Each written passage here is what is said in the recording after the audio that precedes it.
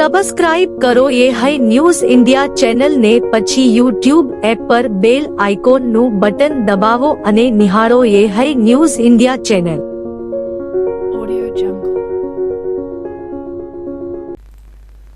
બનાસકાંઠા જિલ્લાના પાલનપુર તાલુકાના ચડોતર ખાતે આમ આદમી પાર્ટી દ્વારા કિસાન મહાપંચાયતનું આયોજન કરવામાં આવ્યું હતું, જેમાં ખેડૂતો અને ખેત મજૂરોને ન્યાય અપાવો મુખ્ય સૂત્ર રાખવામાં આવ્યું હતું.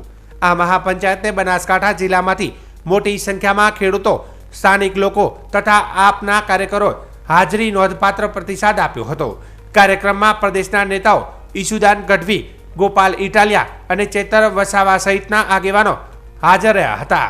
મહાપંચાયત દરમિયાન નેતાઓએ ખેડૂતોના પ્રશ્નો, પાકના વ્યાજબી ભાવ, વળતર તેમજ ડ્રગ્સના મુદ્દે સરકારને આડેહાથ ઘેરવાની ટીકા કરી હતી. ચેતર વસાવાએ મીડિયા સાથેની વાતચીતમાં જણાવ્યું હતું કે સમગ્ર ગુજરાતમાં કડદા પ્રથા એટલે કે કટોકટીની ખરીદી ચાલુ છે. ખેડૂતો પોતાનો કાચો માલ લઈને માર્કેટયાર્ડમાં જાય છે, છતાં સરકાર દ્વારા જાહેર કરાયેલા ટેકાના ભાવો મળતા નથી. કડદો ભંગ થાય અને ખેડૂતોને વ્યાજબી ભાવ મળે તેવી તેમની માંગ હતી.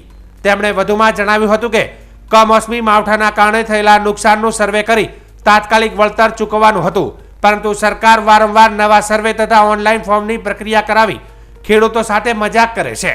પશુપાલકોને મળતા ભાવમાં વધારો મુદ્દે પણ વસાવાએ સરકારની નીતિઓની ટીકા કરી. તેમણે જણાવ્યું કે આ વિસ્તારમાં સિંચાઈ અને પાણી સંબંધિત અનેક સમસ્યાઓ છે, જે મુદ્દાઓને પણ મહાપંચાયત દ્વારા ઉઠાવવામાં આવ્યા છે. પાલનપુર ખાતે કિસાન મહાપંચાયત મળી અમારા પ્રદેશ અધ્યક્ષ ઈશુદાનજી, લોકપ્રિય નેતા ગોપાલ ઇટાલિયા અને સમેત તમામ આગેવાનો અહીંયા હાજર હતા. અહીં જ આવીને અમે અમારા જે મુદ્દાઓ છે, આપે જોયું હશે કે સમગ્ર ગુજરાતમાં કડદા પ્રથા ચાલે છે અને જે પણ ખેડૂત પોતાનો કાચો માલ લઈને માર્કેટ યાર્ડોમાં જાય છે, સરકારે જે ટેકાના ભાવો જાહેર કર્યા છે તે ખેડૂતને મળતા નથી અને એમાં કડદો થાય છે. આ કડદો બંધ થાય એવી અમારી સ્પષ્ટ માગણી છે. બીજી માગણી અમારી, જે માવઠાના કારણે, કમોસમી વરસાદના કારણે ખેડૂતને જે નુકસાન થયું છે એનું સર્વે કરીને તાત્કાલિક ધોરણે એમને વળતર ચૂકવવાનું હતું. તેની જગ્યાએ આજ દિન સુધી ભારતીય જનતા પાર્ટીની સરકાર નવા સર્વે કરાવે છે, નવી ફોર્મો ભરાવે છે, ઓનલાઈન ફોર્મો ભરાવે છે અને ખેડૂતને એમાં જ્યારે પૈસા મળે છે માત્ર 3,000, 3,500, તો આ એક ખેડૂત સાથેનો મજાક થાય છે. ત્યારે એનો પણ અમે વિરોધ કરીએ છીએ કે ભાઈ, તમે એક બાજુ ઉદ્યોગપતિઓના લાખો કરોડ રૂપિયા રાતોરાત માફ કરી દેવ છો અને ખેડૂતને જ્યારે સહાયતાના રૂપે સહાય આપવાની છે એમાં મજાક કરો છો, એ તો ક્યાં સુધી વ્યાજબી છે? એ જ પ્રકારે પશુપાલકોને એમના ભાવ વધારો મળતો નથી. એ જ પ્રકારે બીજી સિંચાઈની બાબતો છે કે આ વિસ્તારમાં સિંચાઈના પાણીને લઈને ઘણા પ્રશ્નો છે. તમામ બાબતો લઈને આજે અમારી ચર્ચા થઈ છે. સ્પષ્ટ માંગણી છે MSPના ભાવ પ્રમાણે તમામ પાકનો સરકાર ખરીદી કરે અને વળતર જે ખેડૂતોને નુકસાનીનું આપવાનું છે સત્વરે અને યોગ્ય વળતર આપે. આ અમારી આજની માંગણીઓ છે. તો બીજી બાજુ ગોપાલ ઇટાલિયાએ પોલીસના પટ્ટા સંબંધિત પોતાના નિવેદન પર સ્પષ્ટતા કરતા જણાવ્યું કે પોલીસને પટ્ટો કમરમાં પહેરવા માટે આપેલો છે અને તે તેમની ફરજ તથા સન્માનનું પ્રતીક છે, પરંતુ જો કોઈ અધિકારી તેનો દુરુપયોગ કરી રાજકીય ટોમી બને તો આવા વર્તન સામે પ્રશ્ન ઉઠાવવો જરૂરી છે. કમર ઉપર પટ્ટા સાથે ફરજ બજાવનાર અધિકારીઓને મારો સેલ્યુટ છે, પરંતુ ગળામાં પટ્ટો પહેરી સરકારના એજન્ટ બની જનારાને જવાબદાર ઠેરવવામાં ખોટું શું છે તેવો સવાલ ગોપાલ ઇટાલિયાએ ઉઠાવ્યો હતો. પટ્ટો, હું પોતે પોલીસમાં કોન્સ્ટેબલ હતો. પોલીસનો પટ્ટો અહીં કમર ઉપર પહેરવા આપેલો છે. જ્યાં સુધી પટ્ટો કમર ઉપર છે ત્યાં સુધી એની ઇજ્જત છે, માન છે, સન્માન છે. પણ કોઈ કમરેથી પટ્ટો કાઢીને ગળામાં પહેરી લે અને ટોમી બની જાય તો શું કરવું? તો જે આ શર્ટ છે એ અહીંયા પહેરવાનું છે. ઘૂંટણ ઉપર શર્ટ લગાવીશ તો હું રોમિયો લાગુ. પેન્ટમાં પહેરવાનું છે, ગળામાં લગાવો તો છપરી લાગીએ. કમરનો પટ્ટો જે અધિકારીએ કમર ઉપર પહેર્યો છે એને બે હાથે કડક સેલ્યુટ છે, પણ કમરના પટ્ટા કાઢી ગળામાં પહેર્યા છે અને ટોમી બની ગયા છે ભાજપના, એના પટ્ટા તો ઉતરવા જ જોઈએ. એમાં ખોટું શું છે? ગોપાલભાઈ, આની ચર્ચા થાય છે, ભ્રષ્ટ પોલીસ કર્મચારીઓની વાત થાય છે, પણ કયા ભ્રષ્ટ પોલીસ કર્મચારીઓ છે જેમને પટ્ટા ગળામાં પહેરી લીધા છે? એના નામ તો આપવા પડે ને, તો જ લોકોને વિશ્વાસ. નામનું લિસ્ટ તો છે જ અમારી પાસે, પણ 2027 આવે એટલે તમામને પ્રમોશન આપી અને સાબરમતી જેલમાં રાખવામાં આવશે. અત્યારે જનતા સામે કેમ જાહેર નથી કરવામાં આવતા? બધા જનતા સામે ના, બધા તો ખરાબ હોય જ નહીં દુનિયામાં. આપું નામ આપું. અલ્પેશભાઈ ઠાકોરે એક આખું લિસ્ટ આપેલું જ્યારે કોંગ્રેસમાં હતા ત્યારે. અને હાર્દિક પટેલે આપેલું, બસ એ જ લિસ્ટ ખાલી વાંચી લે ફરીથી, એના એ જ છે, મારે ક્યાં નવું લિસ્ટ આપવાનું છે, તમે બધા જાણો છો. ગુજરાત સરકાર દ્વારા વર્ષ 2009-10થી અમલમાં મુકાયેલી પાલક માતા પિતા યોજના આજે રાજ્યના લાખો અનાથ અને નિરાધાર બાળકો માટે આશીર્વાદ રૂપ બની છે. માતા પિતાનો સાથ ગુમાવનાર બાળકોને સંસ્થામાં નહીં પરંતુ કુટુંબના સ્નેહ અને સુરક્ષા વચ્ચે ઉછેરવાનો મુખ્ય હેતુ ધરાવતી આ યોજનામાં 0 થી 18 વર્ષની વય સુધીના બાળકોને માસિક રૂપિયા 3000ની આર્થિક સહાય આપવામાં આવે છે. બનાસકાંઠા જિલ્લો આ યોજનામાં અમલમાં રાજ્યમાં અગ્રેસર છે. વર્ષ 2025ની સ્થિતિએ જિલ્લામાં 1727 બાળકોને દર મહિને રૂપિયા 51.81 લાખની સહાય ડીબીટી દ્વારા સીધી જમા થાય છે. અત્યાર સુધી જિલ્લામાં 2818થી વધુ બાળકોને આ યોજનાનો લાભ મળી ચૂક્યો છે. જિલ્લાની સમાજ સુરક્ષા અધિકારી હિતેશ પટેલ જણાવે છે કે આ યોજનાના કારણે બાળકો પોતાના કુટુંબમાં રહી સ્વસ્થ, સંતુલિત અને ભાવનાત્મક રીતે મજબૂત બની શકે છે. આ યોજનાને લાભાર્થીઓ સુધી પહોંચાડવા જિલ્લા બાળ સુરક્ષા એકમ, શિક્ષણ વિભાગ, ICDS, પંચાયત, પોલીસ અને અનેક NGOની ટીમે સક્રિયપણે કાર્ય કરે છે. માતા પિતાની ગુમાવ્યા કારણે નિરાધાર બનેલા અભ્યાસ કરતા 0 થી 18 વર્ષના વયના બાળકો માટે આ યોજના જીવનદાયી સાબિત થાય છે. રાજ્ય સરકારે વર્ષ 2023થી આ યોજનાનો લાભ લેતી દીકરીઓના લગ્ન પ્રસંગે વધારાના રૂપિયા 2 લાખની સહાય આપવાનું શરૂ કર્યું છે. તાજેતરમાં બનાસકાંઠાના એક લાભાર્થીના દીકરીના લગ્ન પ્રસંગે મળેલી સહાયથી તેના પરિવારને મોટી રાહત મળી હતી. પરિવારજનોને સરકારે મુશ્કેલીના સમયમાં આપેલ સહકાર બદલ આભાર વ્યક્ત કર્યો હતો. જિલ્લામાં યોજાયેલી તાજેતરની સ્પોન્સરશિપ એન્ડ ફોસ્ટર કેર સમિતિની બેઠકમાં 12 નવી અરજીઓને મંજૂરી મળી છે, જે દર્શાવે છે કે વધુ બાળકો સુધી યોજનાના લાભનો વ્યાપ વધી રહ્યો છે અને સાચા અર્થમાં જેનું કોઈ નથી તેની સાથે સરકાર છે. આ ભાવને જીવંત કરતી આ યોજના નિરાધાર બાળકોના ઉજ્જવળ ભવિષ્ય માટે આશાનું કિરણ બની છે. હું દિનેશભાઈ ઝવેરભાઈ દેસાઈ, રહેવાસી પાલનપુરનો વતની છું અને હર્ષિદાથી મારા પુત્ર સંજય કુમારની પત્ની છે ને તે સાસમને વતની હતી. તેના માતા પિતા બિલકુલ નાની હતી ને મરી ગયા હતા ને એમના જે ગામ લોકોએ બધા જાણ કરી તો એ વખતે તેમણે સમાજ સુરક્ષામાં ફોર્મ ભર્યું. તેમણે મહિને 3000 રૂપિયા સમાજ સુરક્ષા આપતી હતી ને એમને પછી ત્યાં લગ્ન થયા. એમના બાપાએ, કાકા બાપાને બધા સમાજના મળીને માણસોએ લગ્ન કર્યા. ત્યારે પણ તેમણે સરકારશ્રીના માતા પિતા પાલક યોજના તેમજ આ લગ્ન યોજનામાં જે સરકારશ્રી તરફથી 2 લાખ રૂપિયા મળ્યા છે તે બદલ હું મુખ્યમંત્રી તેમજ ગુજરાત સરકારનું ખૂબ ખૂબ અભિનંદન. જિલ્લા સમાજ સુરક્ષા અધિકારી હિતેશભાઈ આર પટેલ. સમગ્ર રાજ્યમાં વર્ષ 2009-10થી પાલક માતા પિતા યોજના અમલમાં છે. 0 થી 18 વર્ષના સુધીના અનાથ અને નિરાધાર બનેલા બાળકોને તેમના નૈસર્ગિક કુટુંબમાં રહી અને સ્વસ્થ અને સંતુલિત જીવન જીવી શકે તે હેતુથી પાલક માતા પિતા યોજના અમલમાં છે, જેના થકી આવા અનાથ અને નિરાધાર બાળકો પોતાનું શૈક્ષણિક અને કૌટુંબિક પુનઃસ્થાપન થઈ શકે છે. આ યોજના અંતર્ગત દર મહિને રૂપિયા 3000ની માસિક સહાય લાભાર્થીને તેમજ પાલક વાલીના બેંક એકાઉન્ટમાં ડીબીટીથી જમા કરાવવામાં આવી છે. બનાસકાંઠા જિલ્લામાં કુલ આજ દિન સુધી 2025ની સ્થિતિએ 2818 લાભાર્થીઓને લાભ મળેલ છે. તેમજ હાલમાં કુલ 1727 લાભાર્થીઓને રૂપિયા 51,81,000નો લાભ મળી રહેલ છે. તેમજ આખા રાજ્યમાં બનાસકાંઠા જિલ્લામાં વધુમાં વધુ લોકો નિરાશ અને અનાથ બનેલા બાળકોને આ યોજનાનો લાભ મળી રહેલ છે.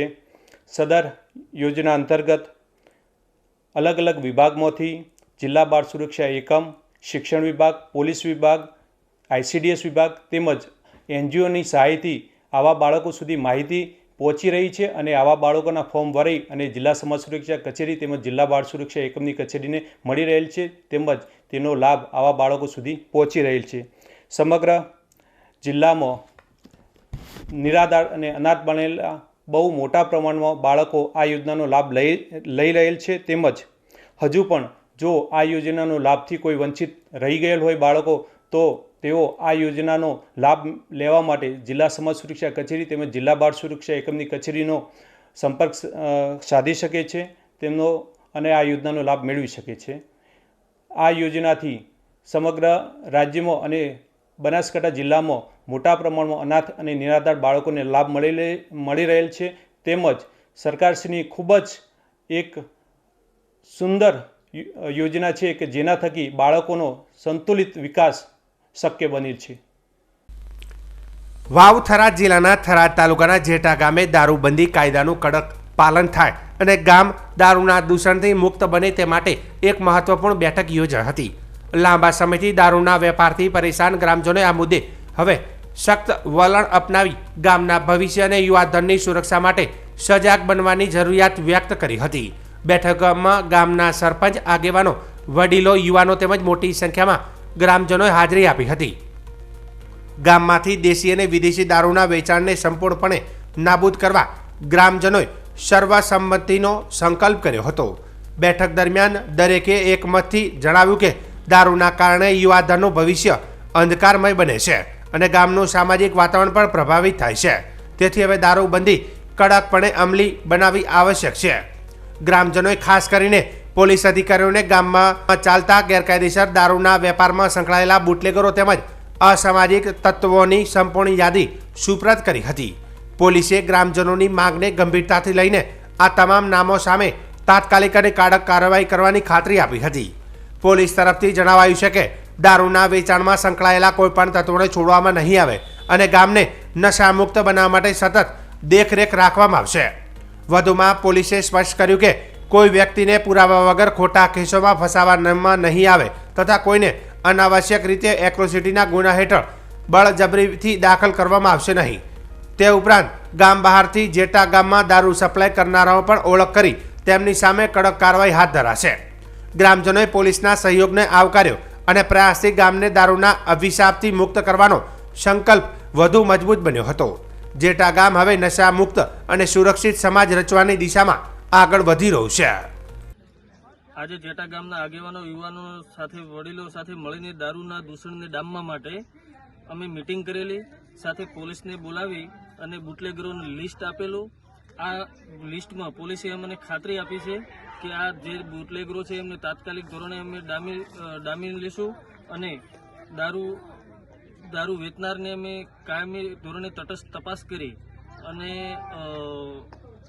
એમની કાર્યવાહી કરીશું. એમની સામે કાયદેસરની ગુનો દાખલ કરીશું અને ખોટા કેસોમાં ફસાવી દેવાના, એટ્રોસિટીઓ કરવાની, આવા કોઈ પુરાવા વગર કોઈ પણ ગુના દાખલ નહીં કરીએ એવી પણ અમને ખાતરી આપી છે. એટલે બુટલેગરોને બહારથી જે દારૂ પૂરો પાડવામાં આવે છે એમની પણ ખાતરી આપી છે. એમના પણ નામ આપેલા છે. જે તે અહીંથી જેટા ગામમાં બહારથી દારૂ પૂરો પાડવામાં આવે છે, દેશી દારૂ, વિદેશી દારૂ જે તે હોય, એ દારૂને અમે તટસ્થપણે બંધ કરી નાખીશું એવી અમને પોલીસે અમને ખાતરી આપી છે. અને અમારા ગ્રામજનો સાથે મળી આગેવાનો અને યુવાનો મિત્રોને આ પૂરો સહયોગ આપ્યો છે એ બદલ અમે પોલીસનો પણ આભાર માનીએ છીએ. ચૂંટણી પંચ દ્વારા 12 રાજ્યો અને કેન્દ્ર શાસિત પ્રદેશોમાં મતદાર યાદીના ખાસ સઘન સુધારણા SIR માટેની અંતિમ તારીખ 1 અઠવાડિયા સુધી લંબાવવામાં આવી છે. સુધારેલા જાહેરનામા મુજબ SIR ફોર્મ હવે 11 ડિસેમ્બર સુધી વિતરણ કરી શકાશે. જો કે અગાઉની અંતિમ તારીખ 4 ડિસેમ્બર હતી તો ડ્રાફ્ટ મતદાર યાદી હવે 16 ડિસેમ્બરે પ્રકાશિત થશે, જ્યારે અંતિમ મતદાર યાદી 14 ફેબ્રુઆરી 2026ના રોજ પ્રકાશિત થશે. ઉલ્લેખનીય છે કે હાલમાં ઉત્તર પ્રદેશ, અંદમાન અને નિકોબાર ટાપુઓ, છત્તીસગઢ, ગોવા, ગુજરાત, કેરળ, લક્ષદ્વીપ, મધ્યપ્રદેશ, પાંડુચેરી, રાજસ્થાન, તમિલનાડુ અને પશ્ચિમ બંગાળમાં SIRની પ્રક્રિયા હાલ ચાલી રહી છે. ગુજરાતના ગામડાઓનો વિકાસ હવે વધુ વેગવંતો બનશે. રાજ્યના ગ્રામ્ય વિસ્તારના વિકાસ કાર્યોને વેગ આપવા રાજ્ય સરકારે 15મા નાણાં પંચના બીજા હપ્તા હેઠળ ₹741.90 કરોડની ફાળવણી કરી છે. આ મુદ્દે પંચાયતી મંત્રી ઋષિકેશ પટેલે જણાવ્યું હતું કે આ ફાળવણીના આધારે સમગ્ર રાજ્યના ગ્રામીણ વિસ્તારોમાં આશરે 45,000થી વધુ વિકાસના કામો હાથ ધરવામાં આવશે. આ કામોમાં પીવાના પાણીની સુવિધાઓ, સ્વચ્છતાના કાર્યોનો સમાવેશ કરવામાં આવશે.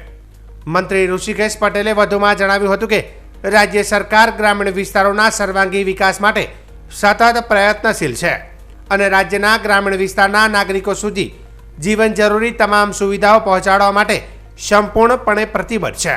આ ભંડોળનો અસરકારક ઉપયોગ પંચાયતો દ્વારા થાય છે અને ગ્રામીણ સ્તરે સંતુલિત વિકાસ થાય તે દિશામાં સરકાર કામ કરી રહી છે. વાવ સુઈગામ હાઈવે પર આજે સવારે એક ગમખ્વાર માર્ગ અકસ્માત સર્જાયો હતો. અસારા અને ચતરપુરા વચ્ચે કસ્ટમ રોડ પર કાર પલટી ખાઈ જતા ખીમડાવાસના એક યુવકનું ઘટના સ્થળે કરુણ મોત નીપજ્યું હતું. આ દુર્ઘટનામાં અન્ય 3 વ્યક્તિઓને પણ ઈજા પહોંચી હતી. પ્રાપ્ત વિગતો અનુસાર ભરડવા ગામમાં એક લગ્ન પ્રસંગે સગા સંબંધીઓ એકઠા થયા હતા અને જાન ભરડવાથી બાલોત્રી ગામ તરફ જવાની હતી. મૃતક પ્રવીણભાઈ ઈશ્વરભાઈ રાજપૂત રહે ખીમણાવાસ પોતાની બ્રેઝા કાર GJ16 CB 5293 લઈને ભરડવા આવ્યા હતા. સવારે આશરે 7:30 વાગે પ્રવીણભાઈ જાન લઈને બાલોત્રી તરફ નીકળ્યા હતા. આશરે 8 વાગ્યાની આસપાસ અસારા અને ચતરપુરા વચ્ચે કસ્ટમ રોડ ઉપર ઓવરટેક કરવા જતાં તેમણે કાર ઉપરનો કાબુ ગુમાવ્યો હતો. કાર રોડની સાઈડમાં ઉતરી પલટી ખાઈ ગઈ હતી. આ અકસ્માતમાં ડ્રાઈવર પ્રવીણભાઈને માથાના ભાગે ગંભીર ઈજા થતાં તેમનું ઘટના સ્થળે અવસાન થયું હતું. કારમાં સવાર અન્ય 3 વ્યક્તિઓ જેમાં નાગજીભાઈ પથુભાઈ રાજપૂત અને કુલદીપભાઈ સારંગભાઈ રાજપૂતનો સમાવેશ થાય છે. તેમને નાની મોટી ઈજાઓ થઈ હતી. તેમને તાત્કાલિક ખાનગી વાહન દ્વારા થરાદની JJ હોસ્પિટલ ખાતે ખસેડવામાં આવ્યા હતા, જ્યાં તેમની સારવાર ચાલી રહી છે. આ દુર્ઘટના અંગે વાવ પોલીસ સ્ટેશનમાં ફરિયાદ દાખલ કરવામાં આવી છે. પોલીસે મૃતક ડ્રાઈવર પ્રવીણભાઈ સામે ડ્રાઇવિંગ દરમિયાન બેદરકારી દાખવવા બદલ BNS કલમ 281, 125A, 106(1) તેમજ મોટર વાહન અધિનિયમ કલમ 177 અને 184 હેઠળ ગુનો નોંધ્યો છે અને પોલીસે આ મામલે વધુ તપાસ હાથ ધરી છે.